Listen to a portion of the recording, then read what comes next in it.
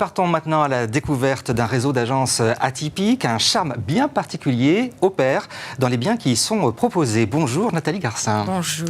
Vous dirigez Émile Garcin Propriété. Oui. Alors vous êtes spécialisée dans la vente et la location de biens remarquables. J'aimerais bien savoir ce que vous entendez par cet adjectif remarquable.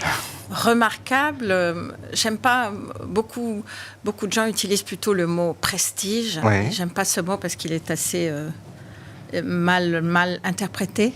Et le prestige, pour moi, ne veut pas dire grand-chose. Remarquable, parce que on peut vendre un studio, on peut vendre une maison dans le 20e arrondissement, qui est un quartier moins chic, Très entre populaire. guillemets, très plus populaire, mais une maison parce qu'elle est remarquable par rapport au quartier, par rapport à ce qu'il y a à vendre dans ce quartier. Ouais. Et elle est remarquée, donc on est ravis on peut trouver le client pour ça qui n'est pas attaché à un quartier qui peut aller dans des quartiers populaires. Ouais. Alors quel type de bien, par exemple, vous qualifierez de remarquable? Ça peut être un studio qui a un charme atypique. Ça peut être un studio de 20 mètres carrés. Ouais. Mais qui aurait quoi en plus? Qui aurait quoi en plus? Qui aurait une vue, qui aurait l'emplacement, ou qui aurait beaucoup de charme, ou une décoration magnifique, ou dans un immeuble extraordinaire.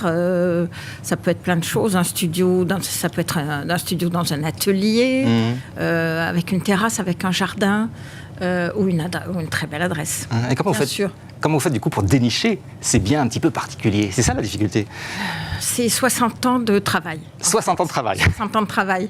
C'est 60 ans de travail. C'est mon père qui a commencé. Et en 1963, c'est ça? En 1963, à Saint-Rémy-de-Provence, en Provence. Lui n'a jamais quitté son village, mais il a développé toute la Provence. Donc, il a été très connu en Provence. Et moi, je suis arrivée à Paris il y a 40 ans. Pour ouvrir Paris. Et quand j'allais voir des gens à Paris, mais Émile Garcin, c'est la Provence. Ben oui, mais non, maintenant c'est Paris. Maintenant c'est ailleurs. Alors vous avez 30 agences 30 agences. En France? Partout en France. Et à l'étranger. Et à l'étranger. Alors j'ai eu le plaisir de visiter l'une de vos agences juste à côté de la place des Vosges. C'est vrai qu'il y a une âme particulière. Oui. Pour vous, l'agence, c'est aussi un bien remarquable? Ça doit être un petit peu différent? Oui, absolument. Absolument. Il y a beaucoup d'agents immobiliers qui essaient de se mettre à côté de où nous sommes. Mais moi, je ne veux pas être à côté des autres. Je veux pas forcément une grande artère, une grande avenue où tout le monde passe. C'est pas notre... Donc là, effectivement, on est dans une petite rue à côté de la place des Vosges. Et c'est notre dernière agence ouverte à Paris. Et c'est cet endroit a un peu de charme, oui. Effectivement, un peu de charme, beaucoup de charme. Vous êtes 130 collaborateurs dans votre réseau. Quelle est votre philosophie? Lorsque vous recrutez, est-ce que vous avez quelque chose de spécifique à apprendre à vos équipes, justement de votre expérience, de votre historique? Plein de choses. Plein de choses. J'essaie de leur apprendre qu'on n'est pas là pour faire de la vente, On est là pour l'humain d'abord. Et on ne va pas toujours arriver à vendre quelque chose, mais on va essayer de faire plaisir à celui qu'on a en face de nous. Peut-être que finalement, il n'achètera pas, mais on va le conseiller. Voilà, on est conseillé en immobilier plus que des vendeurs. On est des conseillers. Et j'essaie d'inculquer ça à notre équipe. Ouais. Alors c'est quand même difficile parce que vous êtes une agence, vous êtes une entreprise privée, il faut faire des bénéfices à la fin de l'année quand même. Oui.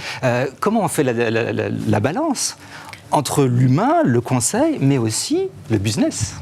Et puis surtout, on ne fait pas de franchise. Nous, on n'a pas de franchise. Donc, vous n'avez pas de franchise? Non. Donc ça va beaucoup plus lentement. Chaque fois qu'on ouvre un bureau, c'est nous qui le faisons. Donc c'est beaucoup plus lent que si on vendait notre nom à n'importe qui, ou pas à n'importe qui, mais donc, pardon, votre question? L'équilibre entre le business et le conseil humain, parce que vous êtes là aussi pour, bien sûr, pour rentrer des mandats et faire de la vente. Oui. Il y a un équilibre à trouver, chacun doit trouver son équilibre, mais je trouve qu'il est facile à trouver. Parce que même si au départ, on est là juste pour conseiller quelqu'un, il sera tellement content qu'on ne soit pas pushy et pas là pour lui vendre absolument coûte que coûte, qu'en fait, ça rapporte. Ouais. Ça rapporte. In fine, ça rapporte. In fine, ça rapporte. Vos objectifs, donc renforcer vos équipes dans vos 30 bureaux, c'est ça? Quelles sont vos perspectives de développement? Ce qui est difficile, c'est de trouver les gens aujourd'hui. Problème de recrutement? Problème de recrutement, c'est incroyable. Avant, à Paris, c'était facile. Mais même aujourd'hui, Paris, c'est compliqué de trouver des gens. Je ne sais pas, les gens sont partis ailleurs, font autre chose, veulent des métiers, je ne sais pas, gagner de l'argent facilement. Je ne sais pas, c'est très... Mais à contrario, il y a beaucoup de gens qui estiment devoir s'inventer une nouvelle vie après la période Covid qu'on a trouvée. Et beaucoup vont vers l'immobilier, c'est ce qu'on me dit. Vous voyez quand même ces nouveaux profils? Pas de votre côté? Non. Non? Non. Non. Alors, beaucoup, oui, pensent que l'immobilier, c'est facile. C'est possible. Non, pensent que c'est facile. Donc, ils voudraient venir à l'immobilier parce que c'est facile, mais non. C'est un vrai métier. C'est un vrai métier. Pour terminer, vous avez pas mal d'actions de mécénat, plusieurs actions engagées. Oui. Lesquelles vous tiennent à cœur? Mais on tient surtout, on aide. On fait partie des vieilles maisons françaises, des associations comme ça pour aider les maisons remarquables et à être référencées, à être ensuite vendues. Oui, on essaie de les aider à faire les travaux qu'il faut, qui coûtent beaucoup, beaucoup d'argent. Les châteaux sont souvent laissés à l'abandon parce que ça coûte trop cher. Les gens n'ont plus les moyens de les entretenir.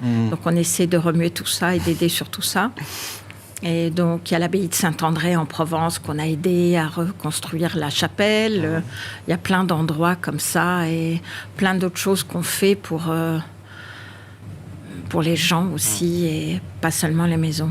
Eh bien, merci beaucoup pour ces actions et votre présentation de Émile Garcin Propriété, donc depuis 1963. Merci beaucoup. Merci à vous.